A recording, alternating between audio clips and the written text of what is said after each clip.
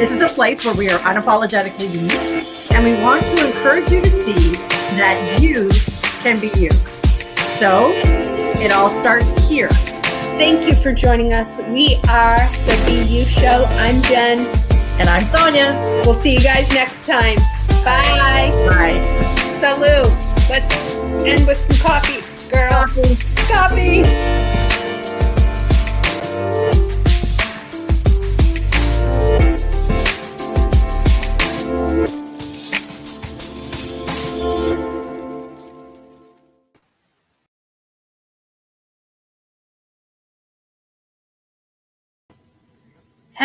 Hello, everyone. Welcome. Hey, everyone. Great to see you here today.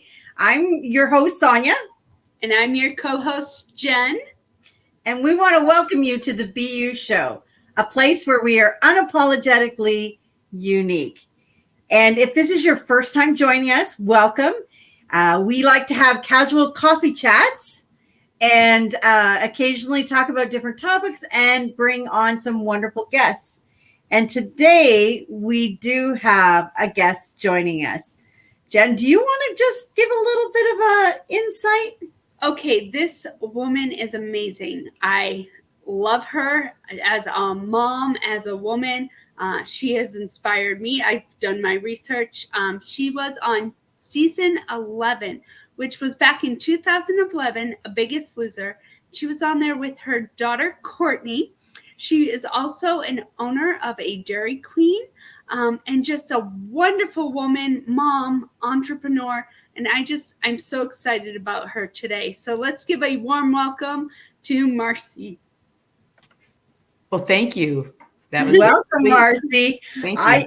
I know Jen mentioned that, and I'm going to say this right off the bat, that you were a part of the Biggest Loser show, which is on NBC. And, you know, it's had popularity through the years with a lot of fans. And I will say I was a fan. I was watching for a number of seasons. And in fact, I honestly think maybe season 11 was my last season that I watched because it was the best season.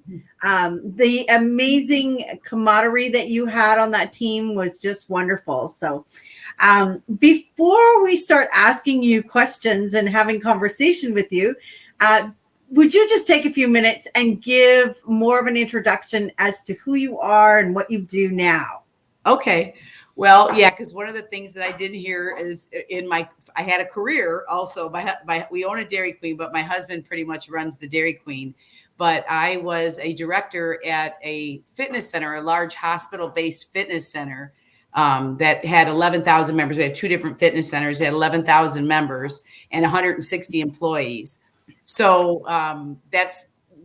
I love fitness, which is crazy. I think it's why The Biggest Loser liked me, but they really loved me because of my daughter. They wanted my daughter, not necessarily me.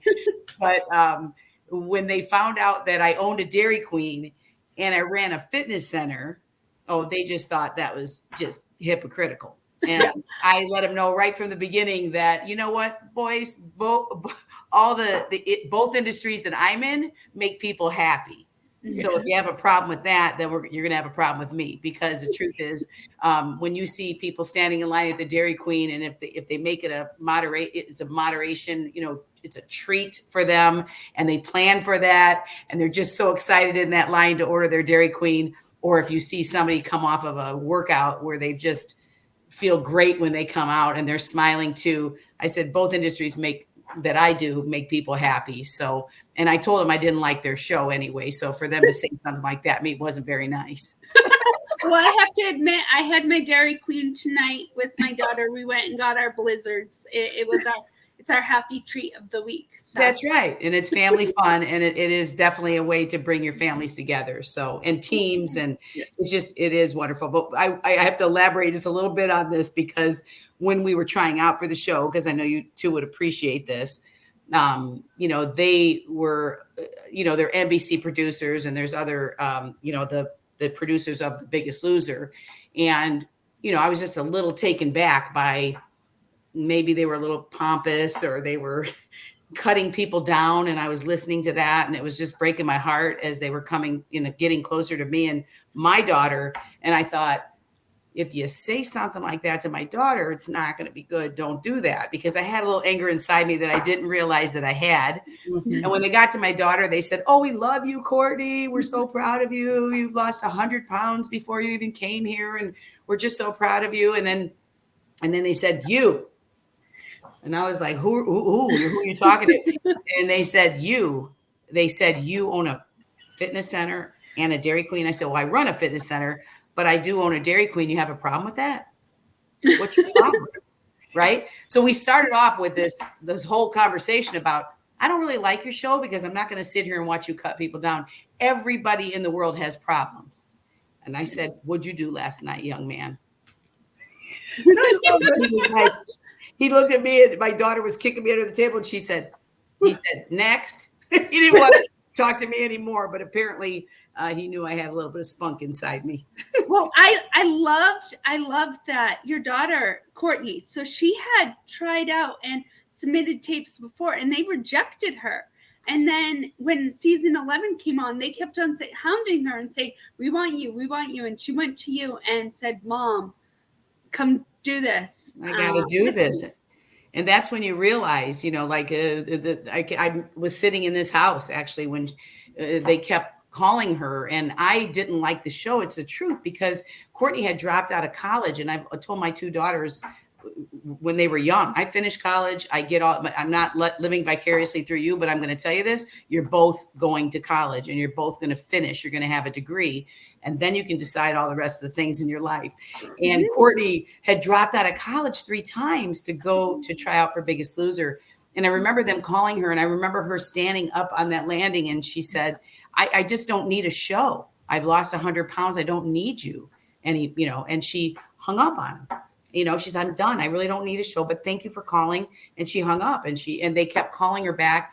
And actually on the 5th time, and I kept sitting down here going, does she know she still has 100 pounds to lose? I mean, maybe she should go. I'm not, it'll be all right. She's going to finish school. She came down and said, "Mom, they keep calling me. They really want me to come." And they didn't take her on a different show. It was called Extreme Makeover Weight Loss Edition. That show was an ABC show. And she had tried out for that show too. And they were the same producers. Biggest Loser and the Extreme Makeover were the same producers. And she came down and she said, "Mom, I think I'm going to do it." And I said, "Well, I think that's a great idea, Courtney, because you're going to be able to finish." She'd already dropped out of school. And she said to me, "Yeah, but there's just one caveat, Mom, just one little caveat." And I said, "What is it?" And she said, "It's couples." And I said, "Who are you going to take?" And she said, "You." And I was like, "Oh no." And you know what? I just never knew how much fear, because, I'm very confident, pretty confident person. And it just scared the heck out of me to think that I would be in my bra and underwear in front of 10 million people. I mean, we'd all be afraid of that, wouldn't we? I said, and I'm the fat fitness manager. Like, I can't, no, Courtney, I can't. And she said, "Mom, do you remember what you said to me when I was 10? I love this. I said, "No, I don't." And she said, "Well, Mom, you told me you'd throw yourself in front of a bus for me." And I said, "Yeah, Courtney, I did, but I didn't say a train, and I'm not going. That's not happening." But, when you think about it, I mean, I went there for her. I thought I was going because of my unconditional love for my daughter. Mm-hmm. But when I got there, I realized that, God just worked through her to get me there with her, because I needed to be there too. And it was just one of the best experiences I've ever had. And I learned to love those producers too, by the way, that I gave some business to right in the beginning. Well, one of the amazing things that I noticed about season 11, because it was couple shows, but there were a lot of parent-child relationships on that show. Mm-hmm. And so, we got to see a dynamic of parents stepping in, I always said, "There goes Mama Bear," and then, you had Ken watching out for Austin, and, and Moses with his laughter and his love for his daughter. And, it was just, as I watched it, And I can still remember it clearly because like we realize it is a reality show. There's lots of drama. They want drama, right? And it was almost like, and you can correct me if I'm wrong, but it was almost like there was an unspoken pact amongst the adults, the parents, totally. that no one was going to get sabotaged. Everybody was going to continue to support one another. Yes. And I mean, I realized, like, you know, there was the sisters, Olivia and Hannah, and them as well. Everybody just sort of, you parented sort of everybody. Thank you. I have to say that we did have a pact, the parents. Yeah. That was something that was important to me, that my daughter was taken care of. And I thought the way I could do that was to make sure that I took care of everybody else's kids too, because it really was about the kids to me. You know, I felt like I already had, my life was established. I had my husband, I had my home, I had my business. I really was pretty happy.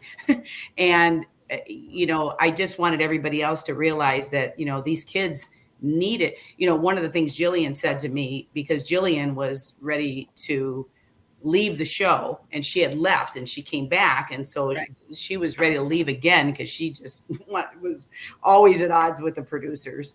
But I said, Jillian, why do you want to leave? You know, because this show is you know, you make this show. You're so great at it, you know. And she said, I'll tell you, Mama, I'm going to tell you why. She said, because there are people that go home, are sent home, and they need to be here because there are other people that want to be here. And she said, and if people that when they didn't have the need anymore, if they went home, then the other people would be okay. But she said, I can't stand to watch anybody go home anymore that needs to be here. And it hit home with me. And I realized, you know, I need to be here, but there will be a time where I don't need to be here anymore. But those kids need to be here. They have a lot more to learn. They don't have the same experiences. Mm-hmm. And probably other thing, that there were two things that I'll tell you about this story. But one time the producers came in, I can't get sued anymore for telling you, but they came in, it was off camera, and they came in and they said to us as a group, you know, we don't need kumbaya here, that we need drama. America wants drama. And I was so upset that night because I was waiting. I knew who they were talking to. They were talking to me because I told everybody we walked in that same door for the same reason, and we're here for each other. And that's what we have. That's what we need to do, is be here for each other. And the producer said, we don't want kumbaya here. And I was like, who are you talking to? And I was waiting for someone to stick up for me, and no one did. They were all like, oh, you know, because they just love the producer. And I thought, okay, well, all I know is America needs love. So I don't know if you think that people aren't going to watch because we're getting along, but I personally think that's what America needs. So we're just going to keep doing what we're doing. And I went to my room and I was very upset because I was waiting for my kids to stick up for me. And after it was over, the girls came up and they were like, Mama, I said, really, guys? Like, you let him say that to me when you knew? And they went out there and they told the producer, you know what? We do love each other. We are being real. Isn't that what we're supposed to be, is real? And we did love each other. I mean, when you live with someone that long, you learn to love each other. And probably the biggest compliment that I got on Biggest Loser was the day I left. And the day I left, you know, Kaylee, who was Moses's daughter, was not on my team, but she was a wonderful young girl. And the girls didn't understand why I would go home for Kaylee. And they understood later when Moses went home for Olivia, but they didn't understand at the time. So, but they were, you know, everybody, you know, anyway, people were up in arms because I was going home, because I asked to go home because I wanted Kaylee to stay. And Allison Sweeney, okay, I'm in the big van driving to the hotel and thinking, give me my phone so I could call my husband. And the guy's like, we got to turn around. Turned us around. I said, what are we doing? Like, why are we turning around? And he said, Allison Sweeney wants to talk to you. And she wants to say something to you. And when she speaks, we jump. So you're going back. I said, okay. And I went back, and we were in the little room where the elimination room, and it was dark room. And I walked in there, and there was Allison Sweeney, as real and as sweet as a pie, because she is, just with a big tear coming down her eye, and said, Marci, she said, I've never told anybody this because I really haven't, but I'm going to tell you guys this because she said, I always, when people go home, I like to give them words of advice and I want to talk to them and tell them all these wonderful things. She said, but I don't really know what to say to you. She said, I want you to keep doing what you're doing. And I want to tell you that I've never seen anybody come in the house and create the culture that you created in this house, because you were the mama bear. And I love you for that. And I love you as a mom, and I love you. And I said, well, I've seen you with your kids and I love you too, sweetheart. And we embraced, and I left. And I have to tell you, she came to my club, my fitness center. Allison did, did a guest appearance. And I told a little bit of other stories about her because she is a great mom. And I just love watching her in real life. And her dad was just one of the greatest guys that I had met there too. And she said, you're my dad's favorite, and of course her mother and just the whole family, her husband, they're just wonderful people, but she's family oriented and not necessarily what the vibe we were getting from what they wanted in the house, from the producers, but right. Definitely Allison was watching, she was watching from afar. So and I do think that like the contestants, it was very evident in that show that the contestants were, although you were on these competitive teams, that everybody was really there for each other. Everybody had a genuine compassion for one another. And that could have been, there was a number of people there that were, faith-based, and that was very strong in their roots. But it's just, I have to say, because I even just went back and watched a couple of episodes on YouTube. And I was just like, wow, to have that kind of impact. I mean, you do a show like this and it takes this huge part of your life, because it is more than just the, 10, 12 weeks, right? Yeah, it's 26 weeks. Yeah. Yeah. It's a happy year. It's 6 months. Yeah. And to be in that kind of forced situation, we talk a lot on the show about personal development and growth, and how, you have to learn to communicate with yourself as well as with others. And I think that from what I saw and what I even felt from that show, you were definitely a key player in that for all of them. And that was really cool. I did have one question of curiosity. When for you was kind of like that pivotal moment that you said, hey, I am here for me? Wow.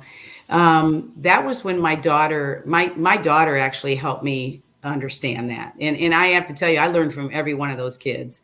I mean, they might have thought that I, helped create a culture, but I learned from those kids. They taught me so much. And really, weight loss wasn't what happened for me. It was growing my faith. It was the truth. I had anger inside me that really watching people stereotype my daughter and, being that mama bear personality that I have, I held a lot of that in because I just hated watching that. So when Courtney looked at me and said the most profound thing to me, is probably my pivotal moment. So she said, Mom, it's going to take, because she saw fear coming out of me. I was like, I don't even know why I'm here, but except for you. And, she said, Mom, it's going to take a while to change our bodies, but it takes a split second to change your mind.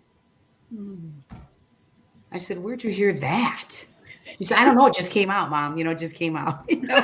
But she taught me that. I listened to Olivia and Hannah. They were very, very faith-based. Their dad is a pastor, and there's wonderful people. And Jesse was one of my favorites, with Arthur. I mean, Jesse taught me so much. I mean, I know that I took a little piece of every one of them when I left. And as they grew into me, like, I just realized that, this is about doing everything in love. If we do everything in love, we're guaranteed success. It's not about really weight loss.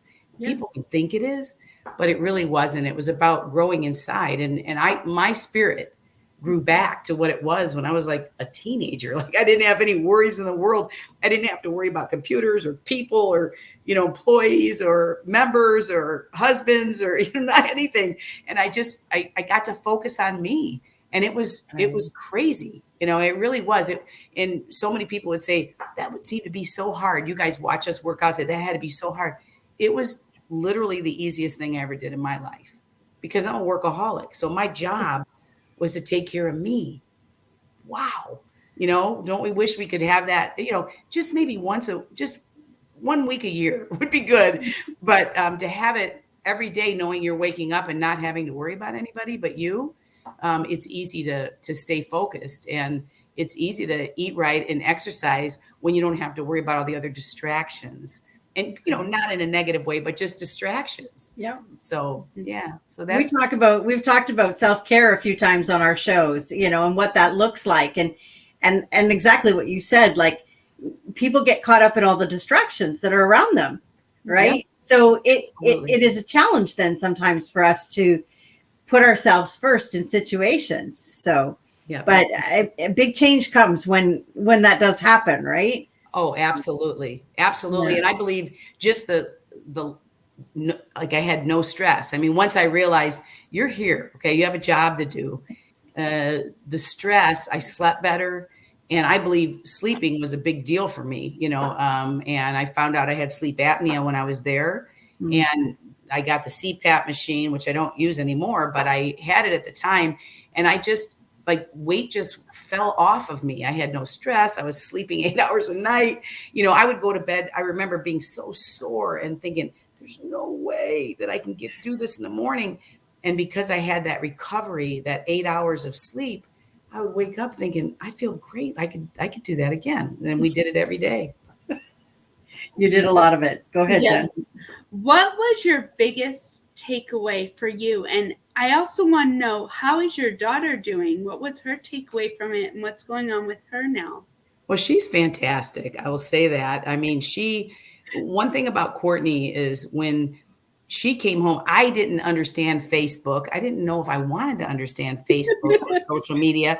I didn't have a Facebook. I mean, it was kind of new at the time, really. Yes. And they just told me to, the only thing they say, they don't really, when you leave, they just let you go. And they say, what you got to do is you got to set up a Facebook account. Okay. So I set it up, and then Courtney came home 3 weeks later, and I said, Courtney, my Facebook is broken. She goes, well, what do you mean it's broken, Mom? I said, well, I can't, all these people are asking me to be their friend, and I can't be their friend anymore.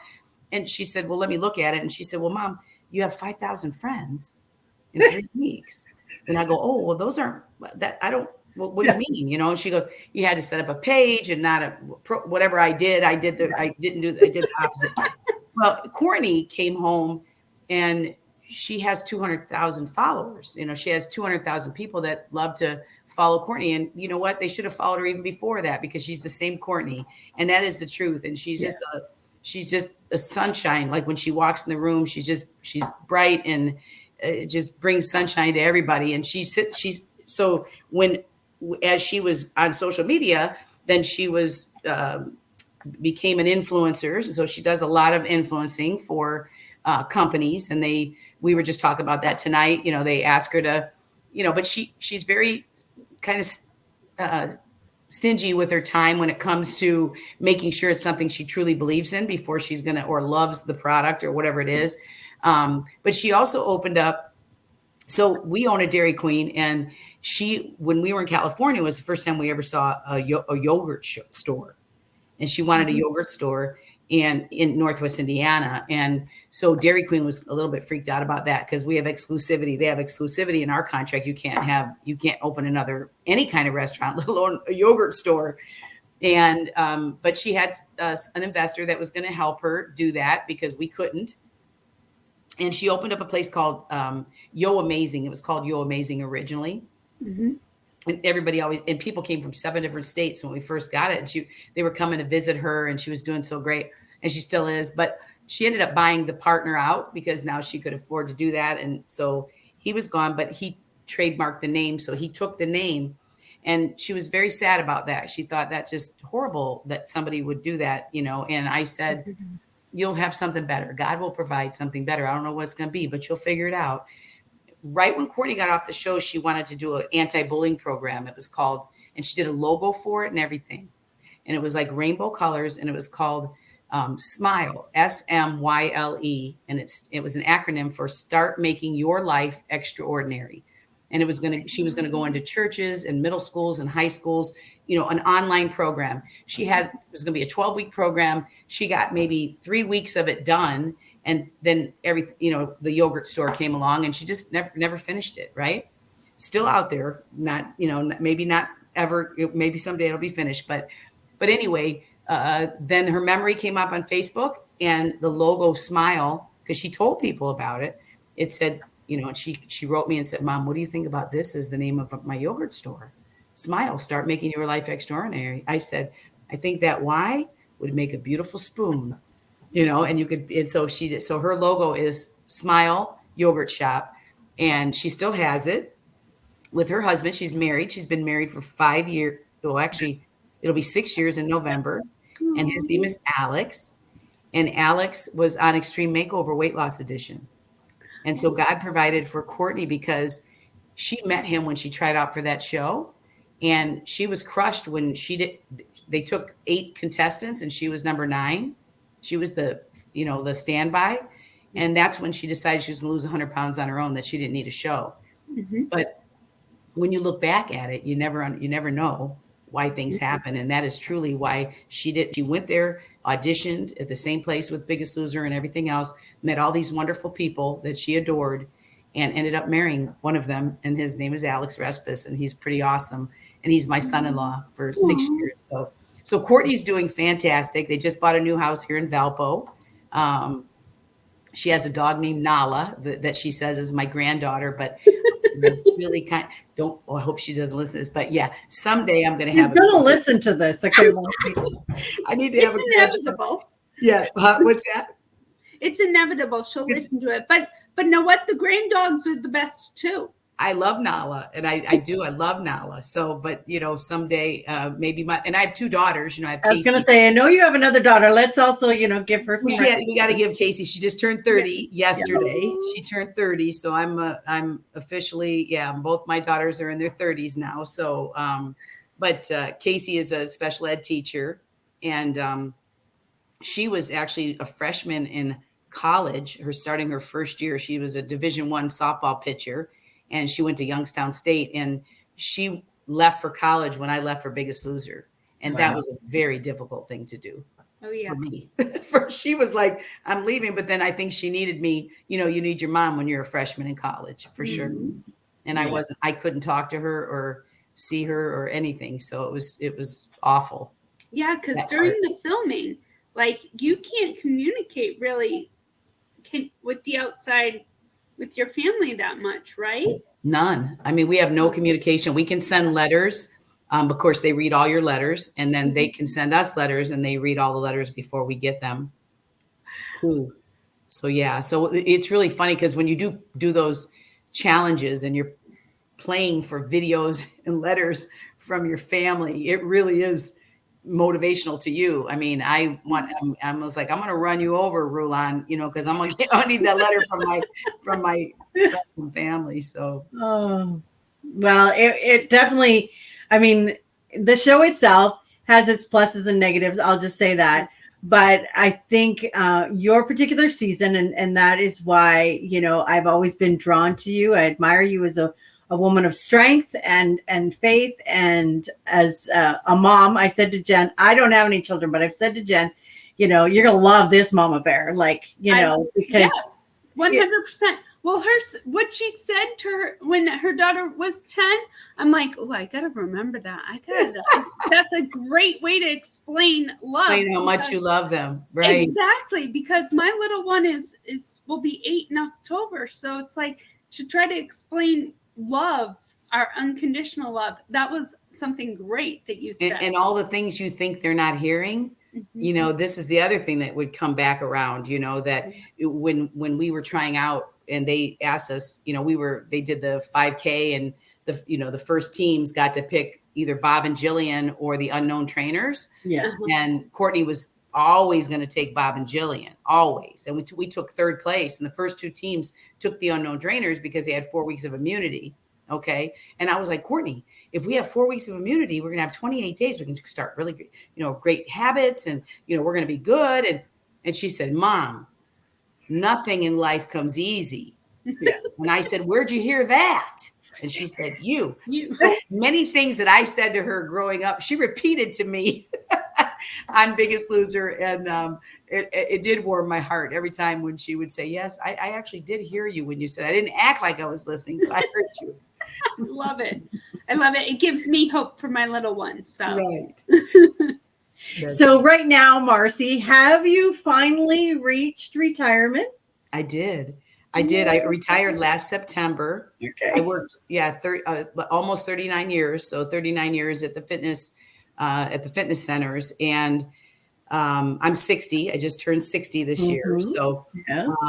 It was hard. It really was, because it was such a big part of my life. And like I said, I've been a workaholic my whole life. So that was what the therapist told me was my biggest problem, is that I would find inefficiencies at Biggest Loser, and that I was, I just I'll think people weren't working hard enough, Yeah.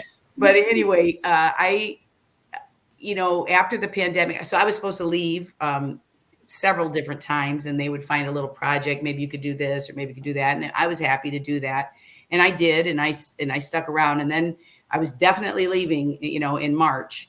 And we were going to have a celebration. We had an open house coming up, and it was it was March 16th. I'll just never forget it. And we closed the club. We were 24, our biggest club, which was 160,000 square feet, was 24/7. It was always open except for Christmas Day. We closed on Christmas Day.